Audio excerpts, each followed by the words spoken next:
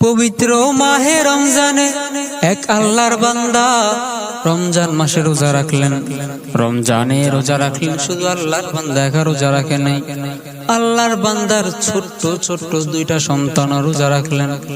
মাগরিবের সময় চলে আসলো, আল্লাহর বান্দার মনে বড় ভয়, বড় টেনশন। আল্লাহর বান্দা তার স্ত্রীকে ডাক দিয়া বলে, স্ত্রী আমার, আমি আর তুমি না হয় পানি খেয়ে ইফতার করতে পারবো, কিন্তু আমার যে দুইটা সন্তান এদেরকে তো পানি দিয়ে ইফতার করানো যাবে না, কারণ এরা সকাল থেকে অপেক্ষা করতেছে ইফতারের সময় ভালো ইফতার করবে। এইবার আল্লাহর বান্দা টেনশন করতে করতে হঠাৎ মনে পড়লো আল্লাহর বান্দার পরিচিত একজন মুসলমান ভাই আছে।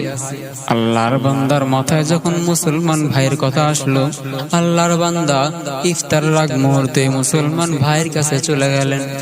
আল্লাহর গোলাম ওই মুসলমানের কাছে যাওয়ার পর মুসলমান ভাইকে ডাক দিয়া বলে, ও আমার মুসলমান ভাই, আজ আমার সন্তানগুলা রোজা রাখছে, আমার পকেটে টাকা নাই, ও ভাই তুমি আমারে কিছু টাকা ধার দাও, যদি ধার না দাও তাহলে আমারে কিছু সহযোগিতা করো, আমি তোমারে পরে না হয় টাকা দিয়া দিব।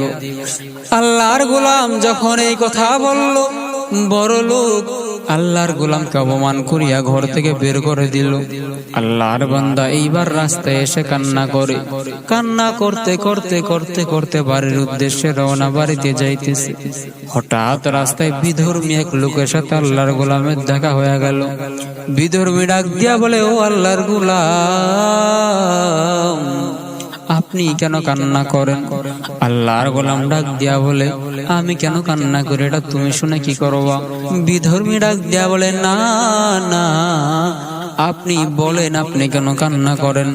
এইবার যখন আল্লাহর গোলাম ডাক দিয়া বলে, আজ আমার সন্তান রোজা রাখছে, আমি আর আমার স্ত্রী হয়তোবা পানি খেয়ে ইফতার করতে পারবো, কিন্তু আমার সন্তানগুলা তো পানি খেয়ে ইফতার করতে পারবে না, ওরা সকাল থেকে অপেক্ষা করতেছে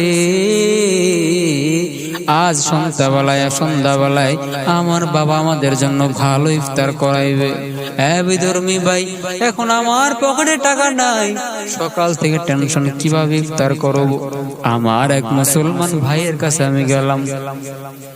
মুসলমান ভাইকে ডাক দিয়া বললাম, ও আমার ভাই, আপনি তো বড় লোক মানুষ, আমারে কিছু সহযোগিতা করেন, অথবা কিছু টাকা আমার ধার দেন, আমি আপনাকে সময় মতো পরিশোধ করে দিব। ওই মুসলমান বান্দা, আমার তো টাকা